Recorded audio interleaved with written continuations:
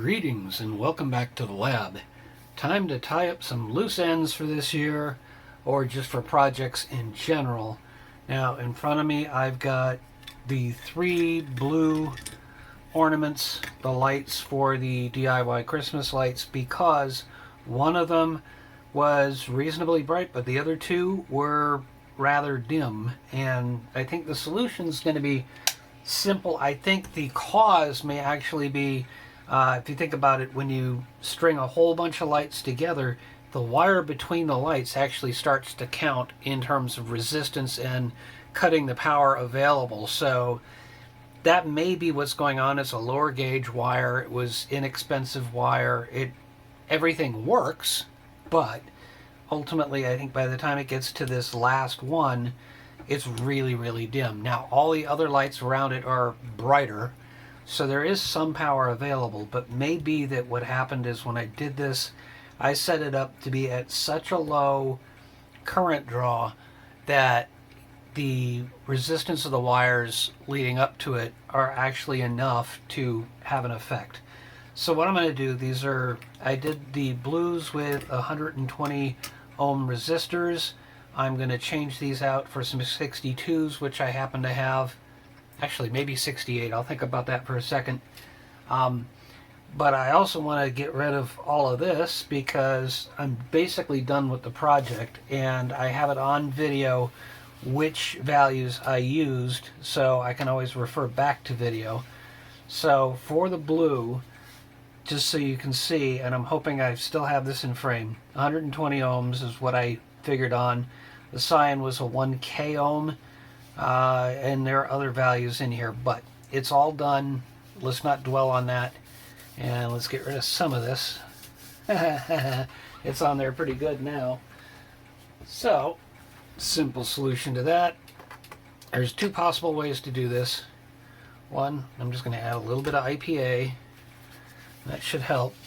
Yeah, of course it makes a mess, but it'd be nice to have a clean whiteboard. That's a lot of red. Yeah, it's Christmas. Well, it's not Christmas yet, but maybe by the time this comes out, it'll be Christmas. We'll find out, won't we? Alright, let's just call that close enough to done. And now we'll launch into some time lapse while I pull out some resistors and fix these, and I have a way of testing them now, and then I'll go put them back up. It's not going to look a whole lot different. It's just going to be brighter for these particular ones. So on to the time lapse.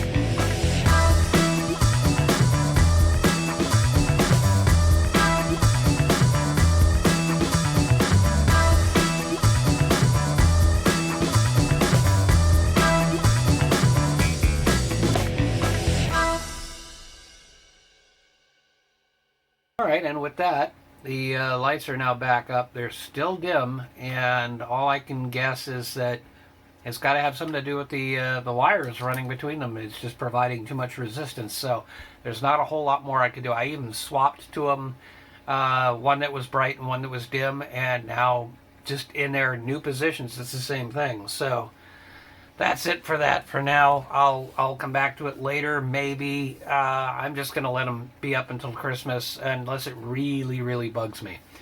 Moving on to the next thing, I've got another video that I've been waiting to release, but I need a little bit of music in it, and I don't know if you're going to pick up this reference, but I'm going to go ahead and try and play something. I am not a musician by a long stretch, but let's see what happens.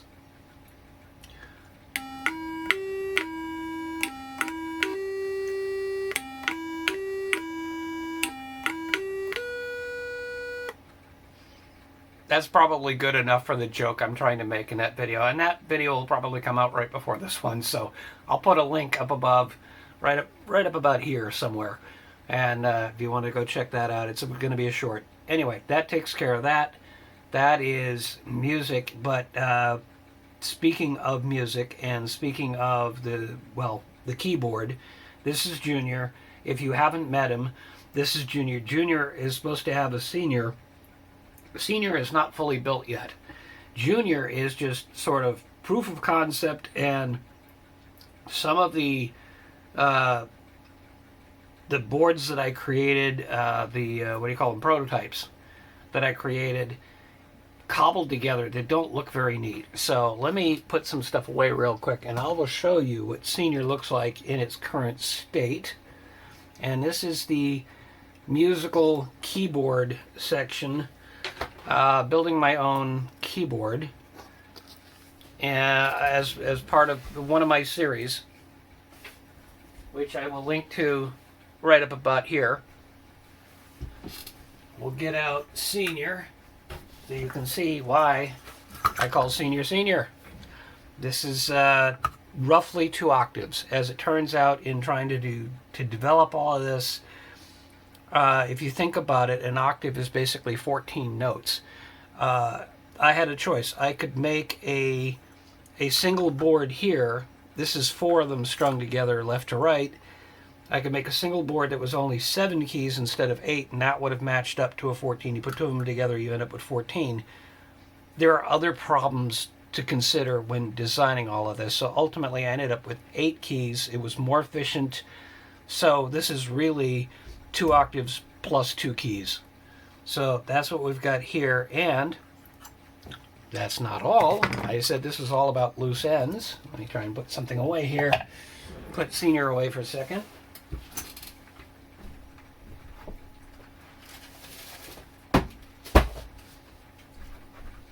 As things fall in the distance, we have more to unbox. I've been waiting to get to this, but I've had it for a little bit. I wanted to unbox it on video, and this will be something coming up next year. I may start working on it before the end of the year, but there won't be a video until next year, dealing with the DIY keyboard project. And this is the next version of, actually, before I unveil that, this is the oscillator board.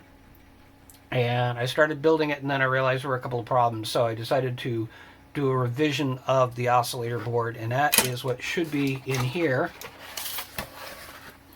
Yep. I've been waiting to open it, but I've also been really busy on the Christmas lights, so let's see how this looks. First thing you'll notice is that instead of doing it in green, I did it in blue. I'm trying to come up with a standard. I try to come up with standards on a lot of things so that when I start designing, it's easier to just refer back to an old standard. My own personal standards. So I mean, like a standard here would be that there are 8 oscillators on this board. What was I going to say? Standards, well, we'll abandon that. I'll come back to it eventually. Ultimately, this should look very similar to the old board. I don't know how well that's going to come through on video, especially if things get shiny.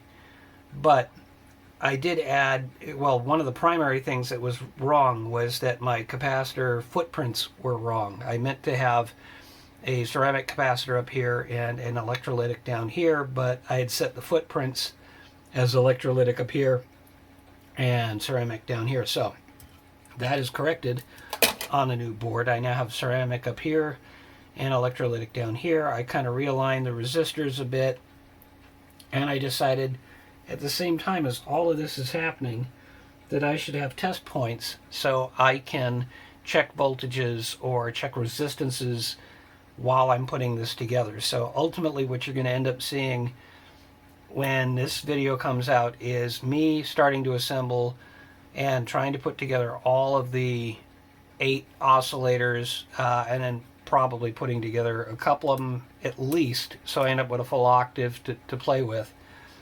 All of that, and being able to tune it, and there's also a whole thing about drums that I'm considering. Just something I discovered in a previous video when I was kind of playing around. So I may be using the old version of the board to handle the drums, because I think I've only used one of the 5 that I had made to make this. And so anyway, I've ordered more parts, so speaking of that, there's more to unbox. Let's go find those. And if I'm going to be doing oscillators on so many of these things, one of the things I'm going to need is more 556 chips, which is what this should be. I ordered more of them. I still have some in stock, but if I'm going to keep experimenting and keep using those boards and keep creating different oscillators for different effects or different pitches, then I'm going to need more of the 556s. I probably have enough of the other components. Wow, this is a little tricky. It's like it's taped to itself. Whoops, don't want to dox myself. There we go. Got that out. And this should be, yeah, oh, slightly different from the other one I got. Same seller. They seem to work, so I went back to the same seller. So that should be 20 more of those. You can imagine, well, if you think about an 88 key keyboard, I've got about 40 of these chips, and each of these chips is 2 oscillators, so that's 80. That's assuming I don't somehow waste them in a prototype of something. But also, another thing I'm doing is socketing all of those so that I can pull the chips out if I need to and move them to another board. That said, that is that one. This should be, I can't even remember if this is related to that, but I just wanted to unbox things and get that out of the way so I know for sure that I got what I was expecting. And so that's what this is right now, is just me checking to make sure that I got what I was expecting. If there's a quality problem, then I have a chance to contact the seller. Wow, lots of this. Okay, so we've got, yeah. I have been using, wow, okay, I didn't know they're going to send 2 sets of 10. But these are connectors that I have used for a while now in some other lower voltage projects, usually the 5-volt projects. I'm getting into 12 volt now. Maybe someday I'll be into 20 volt and eventually work my way up to a full line level. But I needed more of these just to replenish the supply. So that's got that.